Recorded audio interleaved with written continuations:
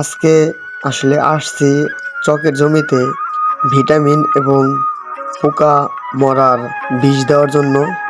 আসলে বিষ এবং ভিটামিন দেওয়ার আগে ক্ষেতের জমিতে লাইন করা হয়েছে, আসলে যাতে জানি বিষটা দেওয়ার সময় একটু সুবিধা হয় আর ধান নষ্ট না হয়। এই যে আপনার এটা দিতেছি আমি পোকা মরার জন্য। আসলে ধান খেতে পোকা আসছে, ক্ষতি হবে, পোকায় ফসল নষ্ট করবে, এই কারণে পোকা মরার জন্য ওষুধ দিলাম। আর এই যে এটা হইতেছে গিয়া ভিটামিন, এটা আপনার ফসলে 2বার দেওয়া হয় সাধারণত। আপনার এটা দিলে ফসল ভালো হয়, ফলন বেশি হয়। দেখেন কি পরিমাণ ঘন। আসলে আমি আপনার এক ট্যাঙ্কি গুলাইয়া দেবো হইতেছে গিয়ে আপনার 20 শতাংশ জমিতে দিলাম হইতেছে গিয়া 1 মুখা। তা আপনি একটু মুখায় থেকে ছাড়াই নিলাম, ঘন তো অনেক।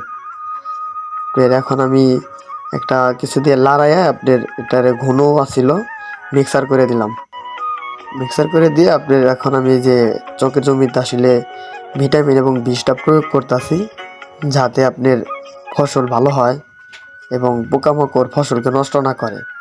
আপনার এই যে ফসল পোকা ধরলে পথে তো ফসল নষ্ট করবে, এই কারণে পোকা যাতে জানি ধান পাকার আগে পোকাগুলা না থাকে, এই কারণে বিষ আর ভিটামিনটা দেওয়ার আসলে মূল উদ্দেশ্য। কৃষকদের নিয়ে ছোট্ট একটি কবিতা। কৃষক মানে মাটির মানুষ, নোংরা গায়েও হয় খাঁটি, কৃষকের ঘামে ফসল ফলায়, এই তো দেশের ভাটি।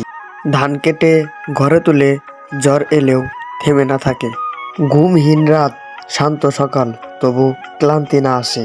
কৃষকের মুখে যদি থাকে হাসি, তবে এ দেশ হবে সোনার মতো খাঁটি।